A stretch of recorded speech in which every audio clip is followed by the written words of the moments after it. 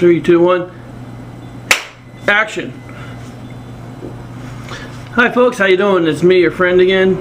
I'm here in the in our studio here, and I'm using a different camera. I'm using my Sony Flipcam HD, and just to see what kind of quality video we get out of it, how the sound and everything is. And basically, what I'm doing in today's update is last night was a half decent night. Business was pretty good.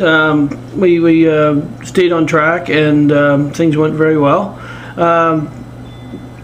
So basically what I'm saying is today I want to start making themes. I had a request from Kelly North, K-E-L-L-Y North. I'll show right somewhere on the screen here. I'll show her name and contact info, not to be personal, but Kelly North. And she suggested that I do a program based on what we call is your first or like first memories. So I prefer to call it like memories, because we all have a memory, and a lot of the times we think that we don't remember as much things as we do, but we actually remember quite a few things, and these be like our first memories, you know, something that not positive. I don't want negative. Your first time that yeah, you had a disaster in your finances. Well, I don't want to hear that, and people don't want to hear that. They want to hear good positive things, make people feel better. And this part of this video here is to make a feel good video, make you feel good, go over some great memories and things that made you happy, and or feel good or positive. And that's what I want. All these videos I'm bringing to you in the series is positive. I want to see things positive and better for us all. So basically what I'm saying is I'm going to go over one of my first memories I really enjoyed. It's something that is a memory that was positive for me. I mean, when I grew up, before I was even born in this world, I knew music. I heard music through the womb. I believe if you really concentrate, you can really regress with help of people that can help you regress your memories.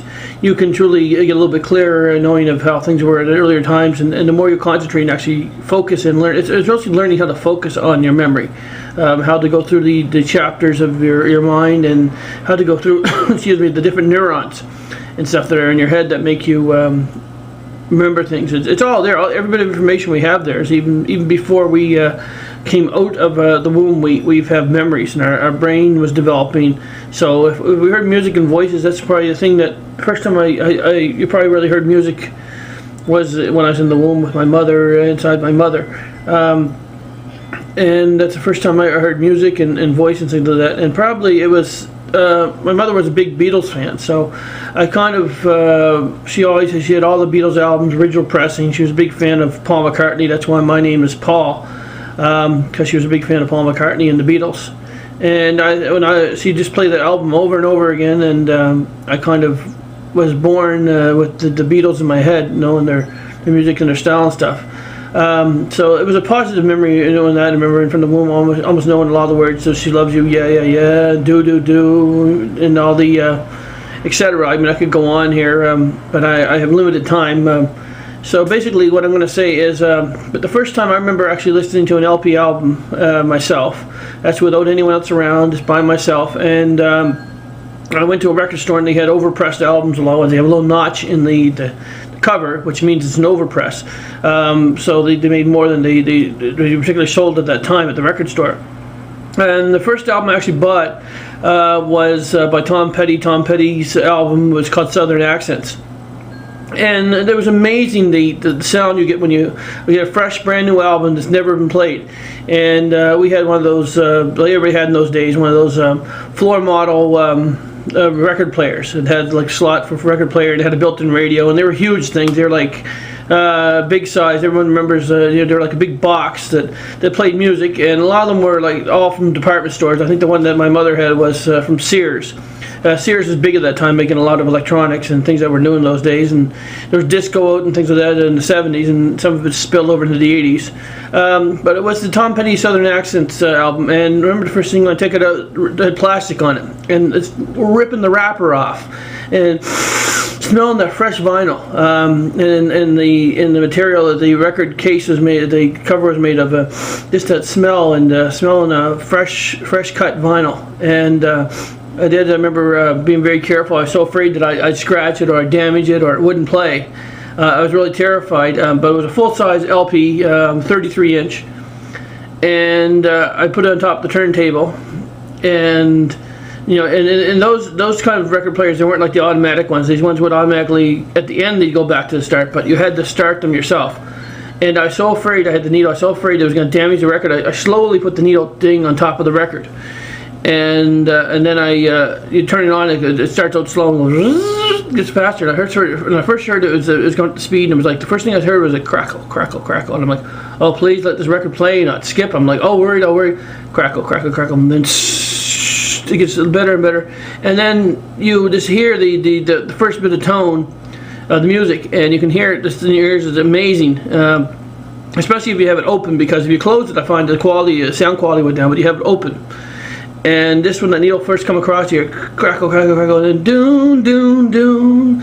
And then it was just amazing hearing the first track there on Southern Accents by Tom Petty, and that was on one side. I listened to the entire album, and I was just like amazed at the sound quality and how it was like, wow, this is so. I was almost like a goosebumps. You could almost feel it because the sound quality of the record, it was so real. It had that little bit of noise, that little crackle, crackle, crackle, that you just crispness you get from a record being played. I'm gonna see if I can insert a video here for that. Okay, that's one of my first. My first time exploring outside of.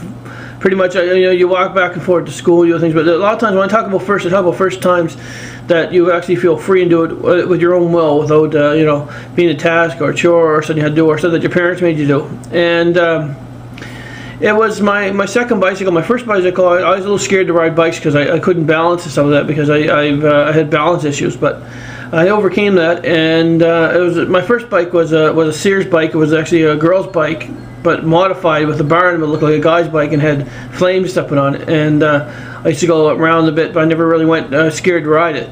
But eventually I got my own bike, a BMX, and I went, and at that time I bought cassette players were big at the time, and I went and bought this cassette player. It wasn't the one I wanted. I went to Consumers Distributing, and I wanted one cassette player because it had an equalizer on it, but they didn't have that. It was a brand name. I think it was a Sony, but they had the Citizen in for about half the price. And with tax, I couldn't afford the Sony, so I ended up buying the Citizen. And it had the bass boosts and all they were doing at that time. They were bass boosts and everything, because I guess in rap music I wanted to have some bass. And later on, you see all about the bass song written by sang by Miss Tanner, a trainer. Sorry about that. So basically, what I did my first bike ride, I first got this bike, and the first thing I learned how to bike from the other bike is around my driveway and around my home in Fairview. And my first ride, I had the stereo headset on, and I didn't have any cassettes. It had a radio player in it, so I had it tuned in to C100. I left my driveway and went up to Homeward into a trailer park.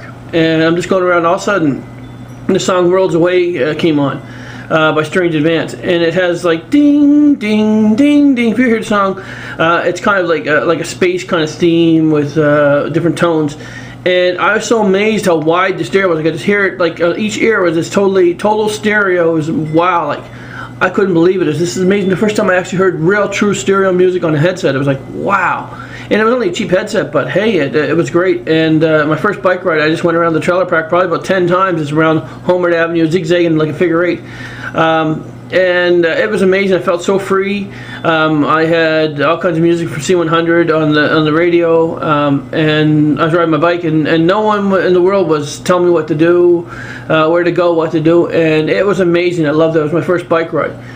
So those are two of my first memories that I really enjoy, and I'd like you to share yours as well here. Comment, and you can add videos and things like that. So I know there's all kinds of other firsts. See, the first time I tried a coconut cream pie, my mother and I used to go out a lot after school on Fridays was our day. Friday, we'd walk around. We'd walk from Fairview out to the Armdale Rotary around the area. We went to the place called the Armview Restaurant on the Rotary. It's still there today. It's got different management. It's gone through a few changes, but we sat there, and it was my first time I remember going out. I mean, we went out, but I didn't really remember.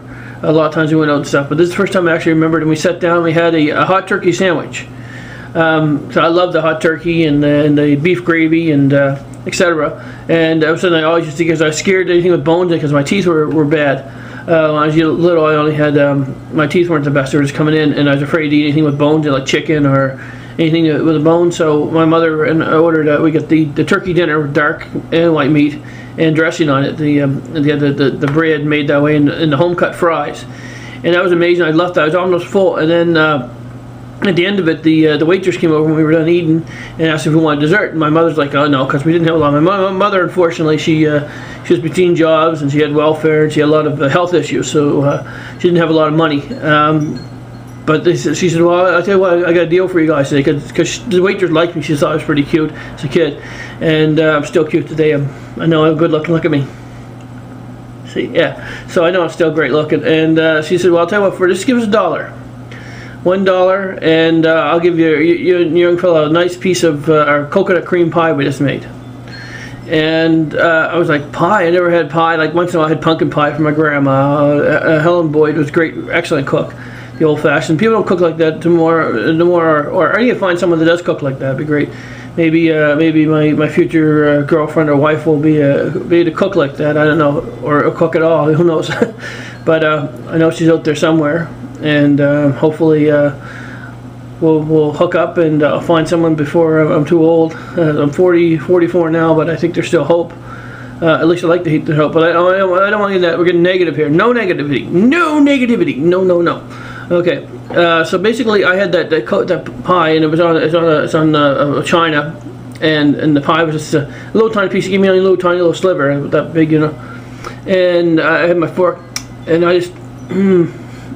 Oh my God, this is amazing. This is like coconut cream pie, homemade. I was like, wow, this is great. I just loved it. I get a little bit of a sugar rush off it, and it was like wicked. This is the best thing for weeks. It was something I just loved, and I always loved my grandma's cooking too. Always the apple pies and squash pie, pumpkin pie. Cookies. My grandfather made the best ginger snaps. Richard Henry Boyd was the king of ginger snap cookies. He just made these cookies that were awesome, and we also were in an age where at times where things were great. And I think I really, when I look back at it, I think I really had a good childhood. I had until my mother passed away when I was like 14. But prior to that, things were great. I had grandparents. I always had cousins around. Lori, Michelle.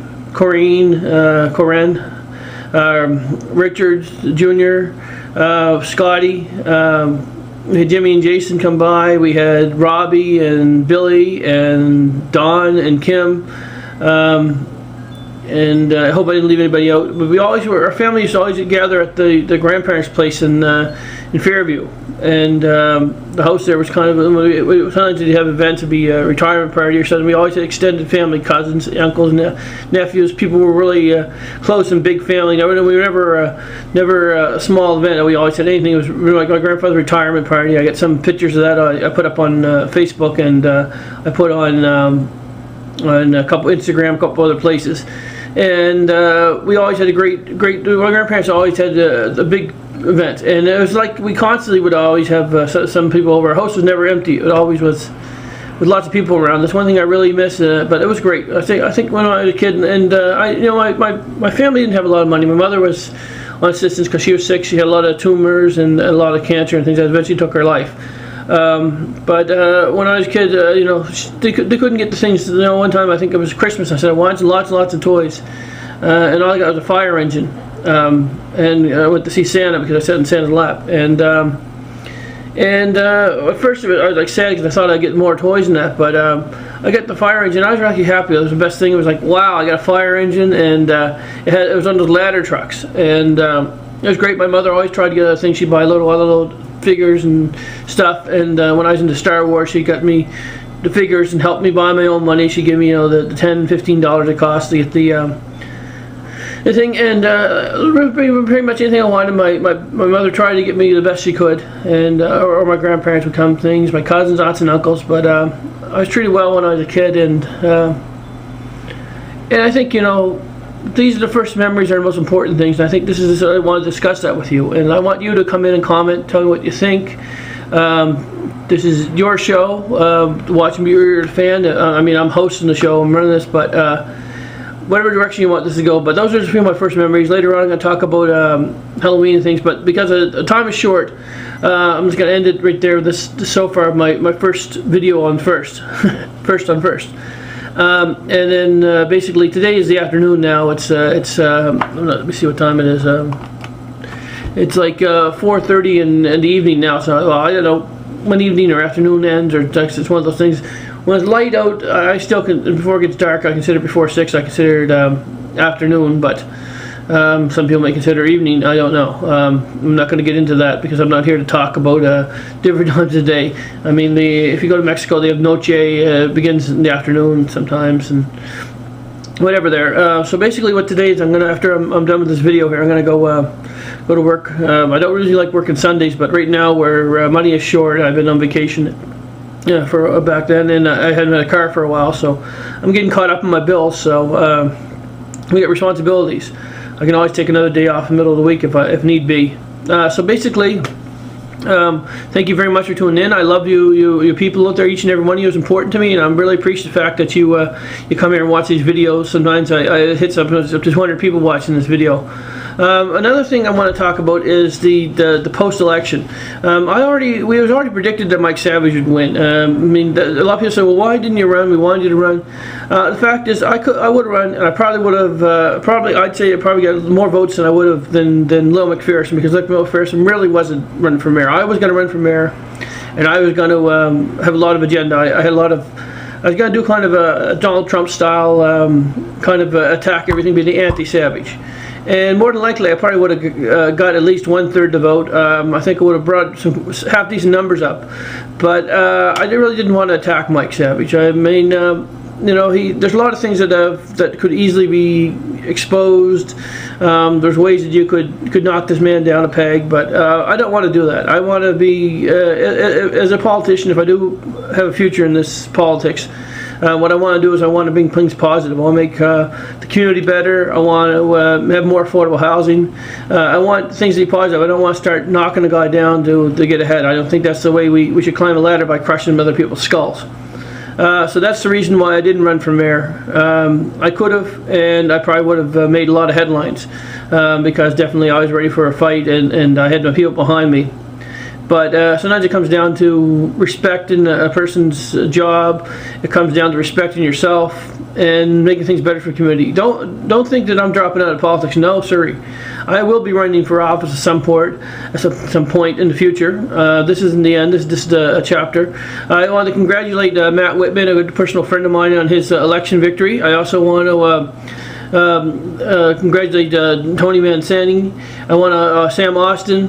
I want Lindell and Lindell Smith. Also the Bill Carson for being claiming a seat. Also for our friend in Bedford for getting an acclamation. Also Mr. Craig for being there. And I hope this new council is good. And the fact is, I hope the councilors keep Mr. Savage on his toes, and put their constituents first, as opposed to someone's hidden agenda or someone's agenda. So that's about all I had to say about the election, and we will be back. I was in the by-election in January, and once I get my people together and we get the right opportunity, if there's a by-election somewhere, you may see us on the ballot. Or if I get appointed to the Senate, then you'll definitely make some headlines. So thank you very much, folks, for tuning in. I appreciate all of you, each and one of you. I love you all, and